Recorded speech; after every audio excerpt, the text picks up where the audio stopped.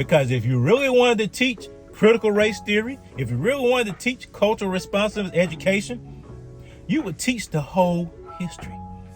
You would teach about Black Wall Street. You would teach about Greenwood down in Mississippi.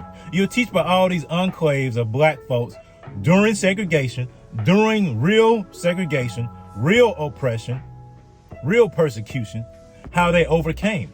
You know how they overcame? Because of their faith in God and because of their love for family and because they wanted to be better. Thank you so much for liking your comments and subscribing to the channel. Please share this with your friends. Smash that like button. Smash the subscription bell. Share this with everybody you know. We're trying to make sure people understand that they're not victims, they are empowered for greatness, and all this stuff that's out here that's telling them otherwise is false and will not benefit them in the end. So please, I appreciate that. Share that. The Lord is bringing the truth, and it's coming today. Y'all know how those deacons used to bend down and sing before church at the Baptist church. I know I've been changed. I know I've been changed. Well, I know I've been changed.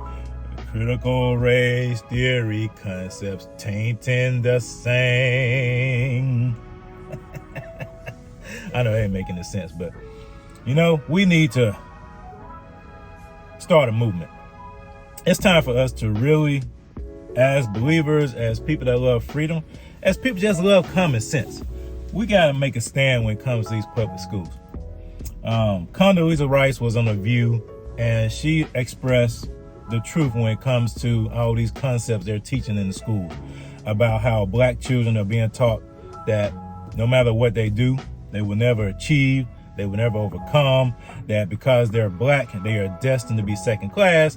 And then white children, because they're white, they are natural oppressors and they should feel guilty for being white. Debate what is the role of race and so forth. And let me be very clear. I grew up in segregated Birmingham, Alabama. I couldn't go to a movie theater or to a restaurant with my parents. I went to segregated schools till we moved to Denver. My parents never thought I was going to grow up in a world without prejudice, but they also told me that's somebody else's problem, not yours. You're going to overcome it, and you are going to be anything you want to be. And that's the message that I think we ought to be sending to kids. One of the worries that I have about the way that we're talking about race is that it either seems so big that somehow white people now have to feel guilty for everything that happened in the past. I don't think that's very productive. Or black people have to feel disempowered by race.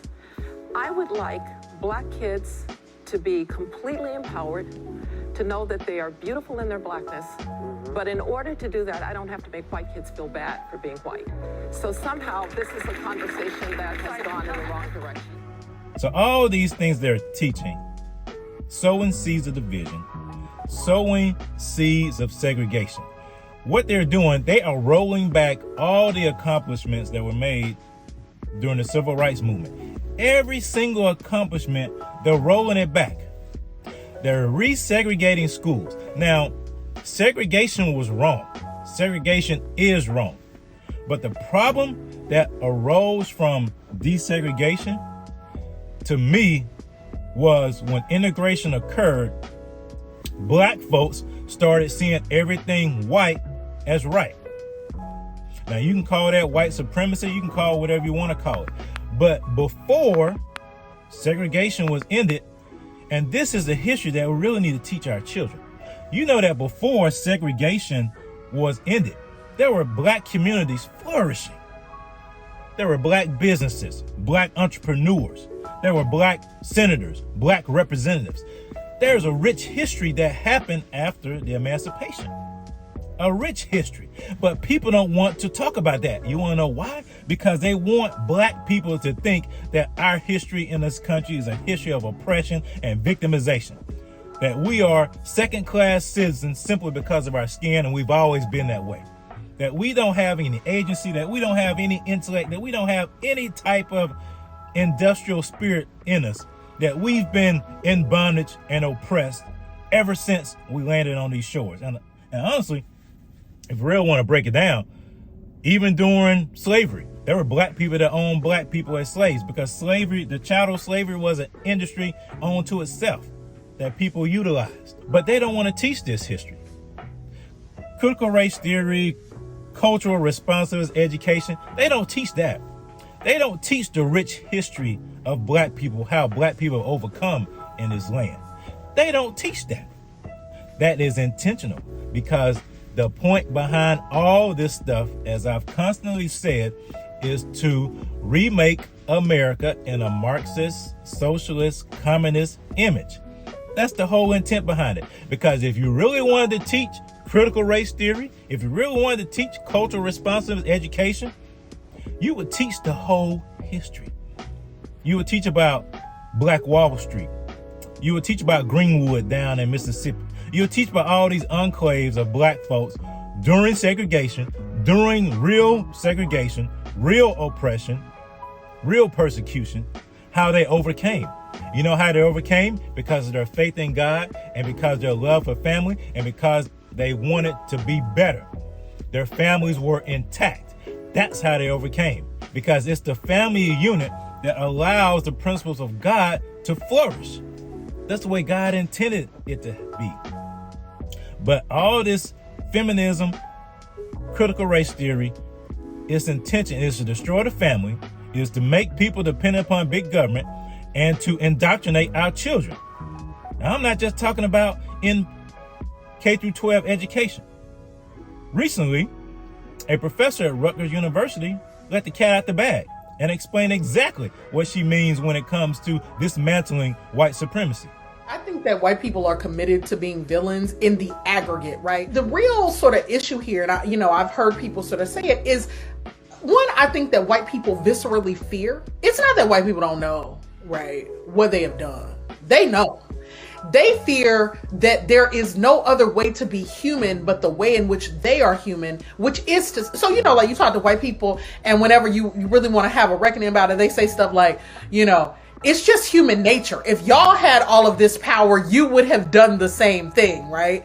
And it's like, no, that's what white humans did. White human beings thought there's a world here and we own it. Prior to them, Black and brown people have been sailing across oceans, interacting with each other for centuries without total subjugation, domination, and colonialism. We have seen what a show this iteration of treatment of other human beings means, and that my hope is that we would do it differently, in the moments when we have some power. We will not do it perfectly, but I do think that all of us can sort of agree that a politics that says like there are superior and inferior human beings just isn't the way to go.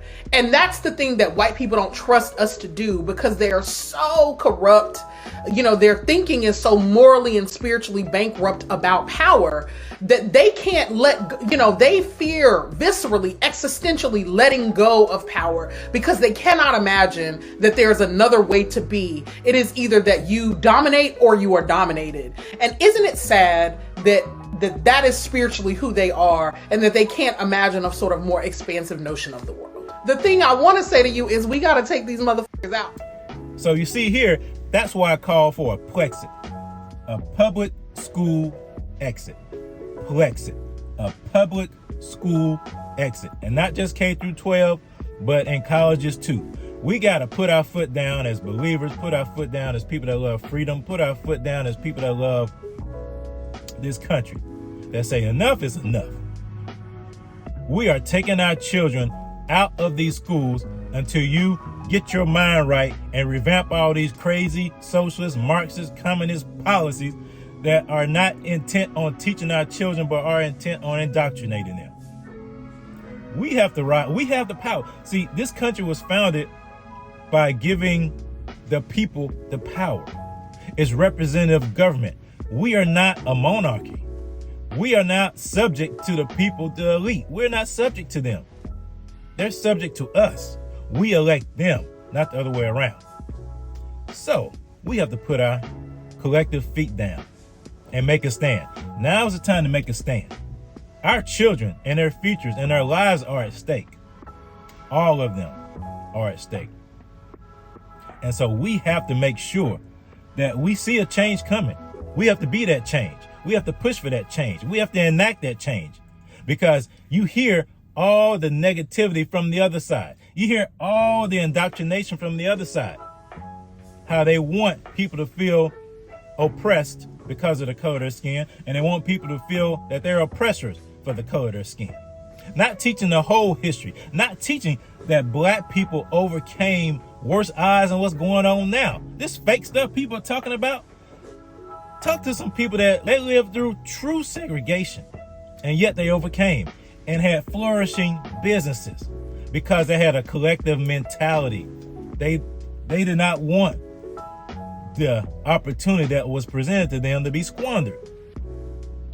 They had industry. They had intelligence. They were kings. They were queens. And it's sad that we are tarnishing their legacy, tarnishing it, reversing all of the gains that have been made through the civil rights movement, reversing all the gains that have been made even during segregation, even during Reconstruction, reversing all of those gains for what? Political power? All for political power.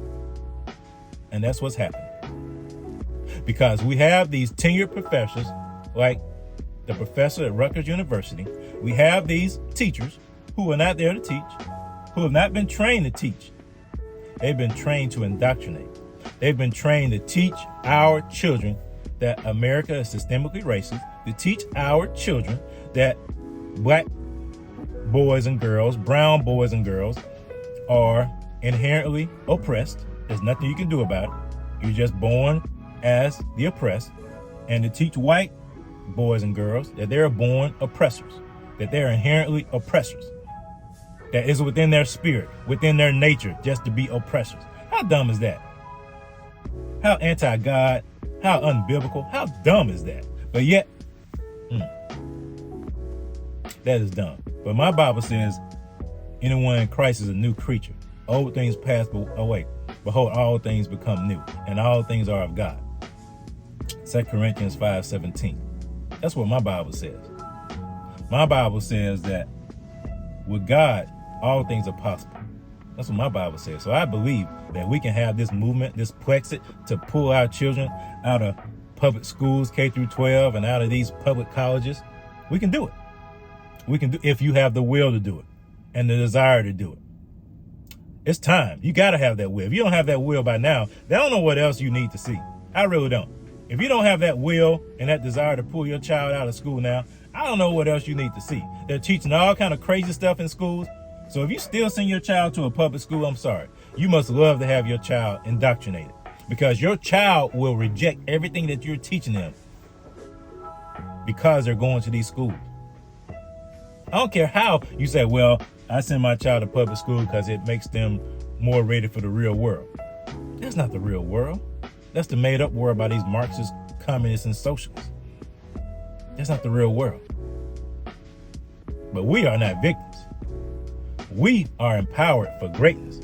The greater one lives inside of us. And we have to make sure that our children understand that they have greatness inside of them. They're not inherently oppressed or inherently oppressors. They have greatness inside of them. They have to understand that. They have greatness inside of them. We are not victims. We are not victims. We are empowered for greatness. So we need to get this Plexit movement out. So we need to get this Plexit movement going. Mamas, don't send your babies to public school. Mamas, don't send your babies to public colleges. We are not victims. We are empowered for greatness. And our children need to know that. The children need to know the rich history that they come from. All children need to know the rich history that they have. All children. All children need to be given an equal playing field. And that starts by pulling them out of public school. Because going to public school will not teach your children equality, equity as they call it. Bringing down one group to elevate another group is not equity. That's not equality. It's not. Giving all children the opportunity to excel, that is equality. Giving them the equality of opportunity, that's what we want. We don't want handouts. We don't want handouts. We want a hand up, put us on the same platform, on the same level, and let us do our thing. That's it. We are not victims. We are not victims. We are empowered for greatness.